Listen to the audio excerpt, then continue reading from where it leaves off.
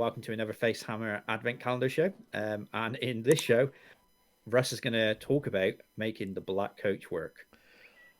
Yeah, so a bit of a challenge, but I thought I would talk about the black coach. Now, the black Here we coach, go. I've got the war scroll up because you probably don't see one on the table. Yeah. So it's basically a 12 wound, 4-up save, ignores rend, ethereal, that kind of stuff. It's movement 14, so it's quite fast. Its damage output is pretty mediocre. I'm not going to read out the whole war scroll. Some of the stuff that it can do, which is kind of underseen, and it's the evocation of death. So at the start of the battle round, you roll 3 dice for each coach. For each 4 plus, that bloke coach gains a power level. So you should get at least 1. If you don't, you're pretty unlucky. On the first turn, before the first turn starts. Now, the first one is in your hero phase, heal D3 wounds that have been allocated to this model. In addition, at the start of your hero phase, pick 1 friendly Nighthaunt summonable unit wholly within 12 and return D3 slain models. Now, that doesn't say heal D3 wounds, and if it's free, you get 1 more free. That's 3 D3 models.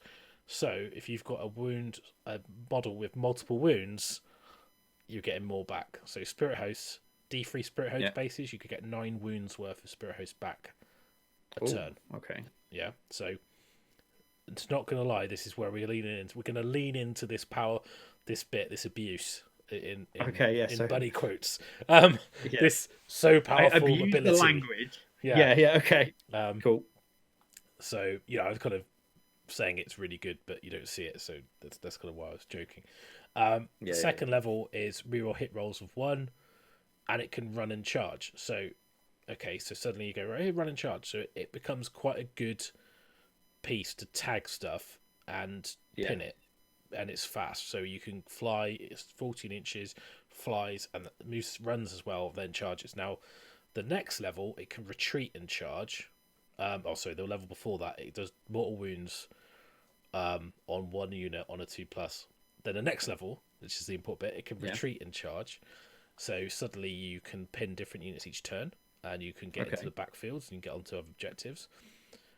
And the 5th level is in your hero phase, roll a dice for each enemy unit within 3. On a 4+, they take D3 mortals. Reap like corn, reroll hit rolls. We don't care. Whatever. Does some mortal wounds. It's got frightful touch. All that stuff that Karen Wraiths and Spirit Host do. So it's got a few. It's got a few things on there. But it doesn't really matter. The point is, really, the best thing on this scroll is its movement. It's 5 ability in buddy quotes because it heals D3 a turn, and its summoning ability. So what I've done is I've decided to write an army list around getting the most out of a black coach. So I'm going to share that with you now. So this is I'll go into full mode so you see it in all its glory. This is the Nighthaunt army. Now, disclaimer, this is just a bit of fun. So I'm not saying this is going to top 5 an event or anything, but I think if you want to run a interesting Nighthaunt army using cool models and have a bit of fun, I think this could catch some people out. That's my disclaimer. Okay. So I've taken the Death Riders battalion, which you need to have 2 units of Hex Wraiths, a Black Coach, and a Dreadblade Harrow. So cool. That's the formation. Doesn't really do much. It just means you get your spectral charge on a 9 rather than a 10. It's okay. But it's not bad. We don't care. It's really because the only thing that's charging is the Black Coach, really, because Hex Wraiths are awful. So what is this army about? We've got 40 Chain Rasps. They are your chaff line. They are there to exist and just be in the way and hold objectives. That's all they're for. They're not very good. We know they're not very good. They're okay, but for 280 points for 40, they're pretty good. Yeah. You've got your Black Coach and your Spirit Host. Now what you do is you wrap your Black Coach in Spirit Host like a comfort blanket. And a comfort blanket of mortal wounds on 6s, Yeah. And this puts D3 mortal Spirit Host bases, but we're not content with D3 bases. No. We want 2 D3 bases. So we've also taken the Ruler of the Spirit Host trait on the Dreadblade Harrow, which gives you another D3 models back into a unit. Okay. So you could take that 9 Spirit Host unit from 3 models back to 9. Oh, yes. You're starting to see that this is actually good. This is actually quite good. Okay. So you because You have to actually one shot the unit, or you have to basically slowly do them in a camouflage. one-er, and it's 18 wounds with a 4-up save and a 6-up death save, and ignores rend. It's a lot. Or it's quite hard to do them in a one-er unless you've got lots of mortal wound output. I know you could put down a list everything that could kill it in one round. I'm aware that there are things that can do it. It's fine. Yeah. That's why you've got the chain rasp horde. So It's if you need to put them in the way, you can. That's what they're for.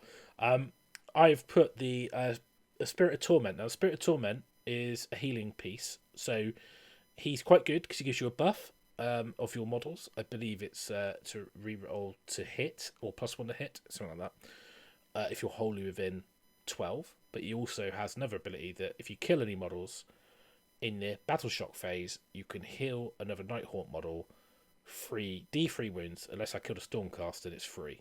It's a flat free. So that can heal anything. That can heal characters, the Black Coach, anything. So he's there to make sure the Black Coach keeps topped up and the Spirit Hosts are buffed. Or the Chain Rasp buffed. So you could have these. There's problem with this army. It has to operate in what are called blobs. So you might have the Dreadblade Harrow. The range on the ruler is like 9 inches. It's quite far, so you can put things back. So it's not too bad. The Spirit of Torment's got the Pendant of the Fell Wind artifact, which gives you +2 movement to all units wholly within 12. Okay. So it gives you a little bit more speed. I will double check some of this because I did write this morning and we've done quite a few records today. So I'm just going to double check my Make logic. sure that you're getting the rules right. Yeah. Yeah, well, I don't want to tell people wrong things. So, so it's reroll hit rolls of 1 for Nighthaunt wholly within 12. So on the Spirit House, that's really good because you want to reroll those hit dice to get more mortal wounds. That's the point. Yeah. You can't quite get the Vampire Lord on Zombie Dragon reroll everything, unfortunately. But this is the best you can do in Nighthaunt if you, because I've used that to a great effect. So that's why I'm sort of talking about that. So and then the artifact is Pendant of the Fellwind. Oh, it's add 3 to normal rules to Nighthaunt units that wholly within 12 at the start of the move. So that means anything that's wholly within 12 of that guy gets +3 move. So your Spirit Host go to like movement 12. Your Black Coach goes to movement 17. Your Hex Wraiths go up to like 19. So it's like it's a big deal. Like that +3 movement is huge.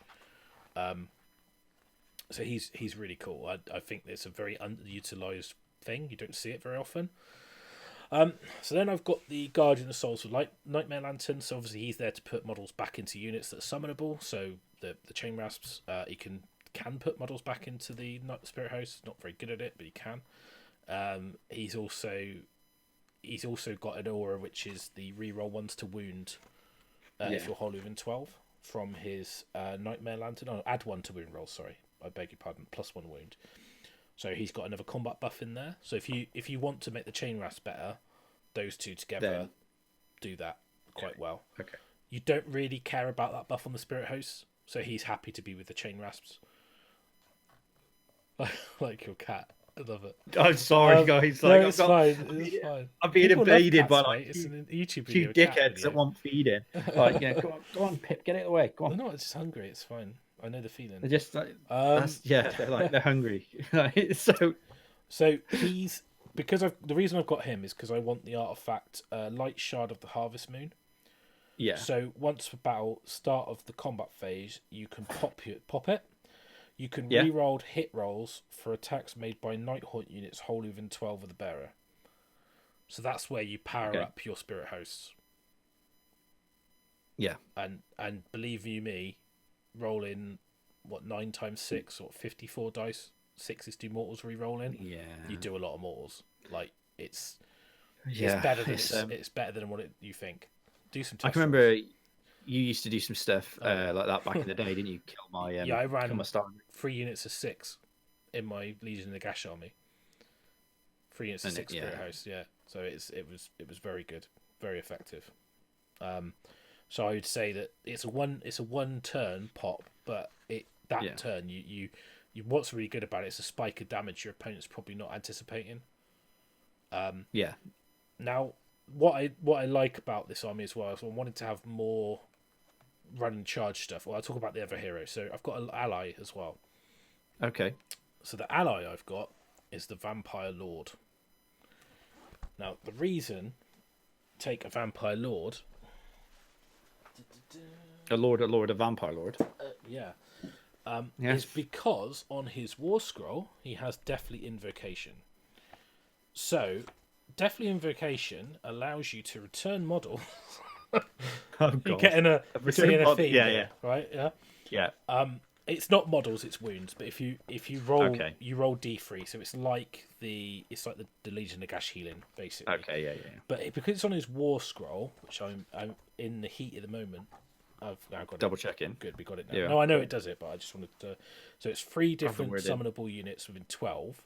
You could heal D3 wounds for each unit, roll separately. So in this list, he could heal the Chain Mass, the Spirit Host, and the Blade Geist, or the Hex Rate. So it's not just the Spirit Host, because you only get a model back if you roll a 3. But if you've got a wounded one, it's quite good because you can get rid of those wounds. So it's good as well. But the other thing he's got is he's got a command ability called Blood Feast. So the command ability, obviously, is a wizard, which is nice, but is pick a death unit within 15, so not wholly within 15. Those models make an extra attack until your hero phase. Oh, okay. So he's got the same command ability that the Knight of Shrouds has in terms of giving you +1 attack, additional attack, but it's not wholly within. It's within. It's a longer range, and he heals. And he's movement 10 with fly, and so he's pretty good. He's decent. He's also got the Chalice of Blood that you can heal D6 wounds, allocate to him if you need to, and if he kills anything, he gets a wound back. He's all right in combat as well, 4 attacks, freeze, 1 damage, D3. So pretty good model to have. I'm not sure if they FAQ'd the fight more than 1 attack. I'm sure they have. I've got the FAQ in front of me, but you can't stack it. But so, Vampire Lord. Now, the other thing, I wanted another unit in there that did some damage and was a threat. Now, Blade Guy's Revenants are your sweeping attack force that come in around the edges. Now, you could set them up in the spirit plane if you want to, so they could be off the table and come up, and then they could do that spectral charge. You've also got the Harrow, because the Harrow's your general. He can do that teleport, so you can redeploy him if he's not in combat, and then when he does that, you can then spectral recall a unit, so you could pull the 40 chain rats onto an objective, so he could basically teleport to an objective and then pull all the horde on top of him. So you could basically go, well, there's an objective I really want. He's slightly out of position. He's going to recall there. I'm going to pull all the guys there. They're on the objective now. So the point is that this is an objective army. You're there to try and score. Those Spirit Hosts and Black Coach are really, really hard to crack that nut. Yeah, it does sound like it would be very difficult. And if you go into it on the wrong turn, you're going to get minced because of the amount of the attacks it's putting in. Yeah, and the idea is you blob onto objectives, come and get me off. Here's my counter attack. I'm bogged in combat, but my units can retreat and charge. So the Blade Guys can retreat and charge. The Black Coach can retreat and charge. So you can then use your speed and your movement to try and do stuff. And if you get a nice spectral charge off, it's great. I mean, the Black Coach suddenly then flies out and goes and kills someone on an objective, fights twice if you get the 9 on the charge. But the Black Coach is there to make the Spirit Hosts survivable, but also then late game to get those faraway objectives that have got chaffy units on. Yeah, to clear them off. So, and if they come into your blob as well, being able to bounce out of the combat and kill something, jump, because most of the time in Sigmar, right, you buff the unit then goes and fights another unit. Heroes then follow up behind that unit to continue to apply the buffs. You then bounce out of that combat and kill the heroes, and then that unit then becomes infinitely less damage dealing, or survivable, dependent on the buff. So it's got those key bits. You've got your wound buff, you've got your hit buff, you've got your attack buff, you've got several heroes, you've got healing in the list, a lot more than you do normally in Nighthaunt, and that's it. It's very simple.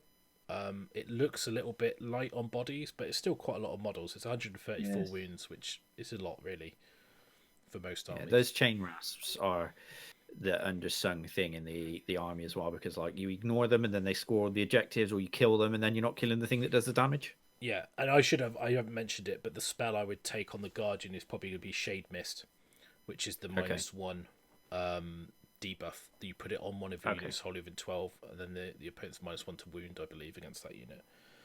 So it's a pretty decent buff, which you would take. But obviously he's healing or he's doing that, so he's doing one or the other. But the +3 move on your army allows you to get the ball position. The Light Shard allows you to have that impactful combat turn with the Blade Geist and the the Spirit Host. My words. Going in, and it's a bit of fun, and you get to use some cool models, because who doesn't like Blade Geists and Black Coaches? And what's cool as well, you've got a Black Coach. The old one used to have a vampire in the back. You got a vampire, so you can. It's all about the theme. The vampire and his Black Coach and his spirit allies. So definitely. At least it's better than his dogs. Mate, that's well in theme. I'll show you. I'm going to screenshot the 5th edition vampire book, where it talks about. It's alright, mate. You don't need to show me. And bats. I don't care. A bit of Mark Gibbons artwork. It's amazing. It's not me, I'm sure. Like if you took a Manfred in your lists, but you don't. Oh, I do. I've written a Manfred list. There you go.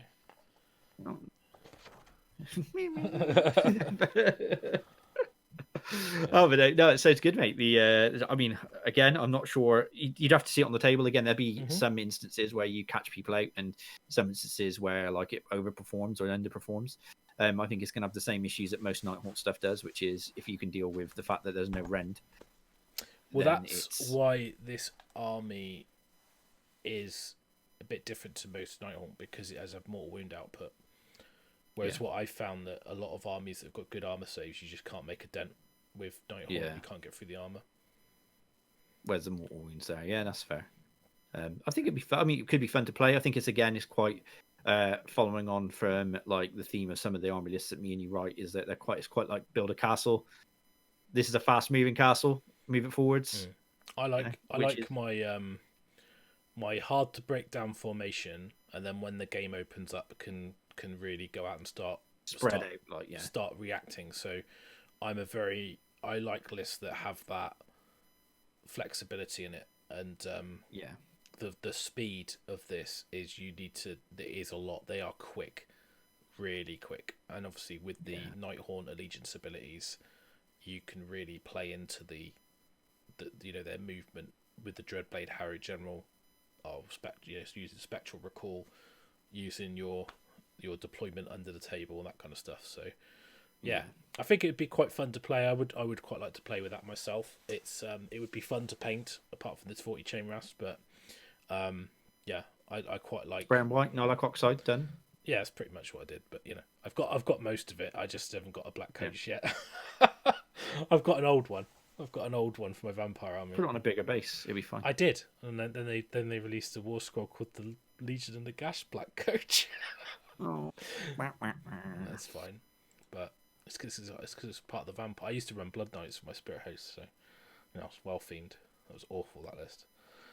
Anyway, this is make the Black Coach great again, with an army list to get you inspired. It's not as bad as people say, a bit tongue-in-cheek. Let us know what you think in the comments. Tell me it's trash. If you fancy giving it a go, I'd love to hear you get on. Put in the comments how the game went. Disclaimer, if you lose the game, it's not my fault. Just say. No. It's not my fault. Just say. It's at your own risk. The point is you should have fun playing it, which is hopefully. Yeah. That's the main. That's why we all do this, right? To have fun. Yeah. But it's quite a technical army. Like, because there's a load of buffs and stuff that's very, like, wholly within 12. Yeah. Remembering that the Blade Guys can retreat in charge. They reroll to hit if the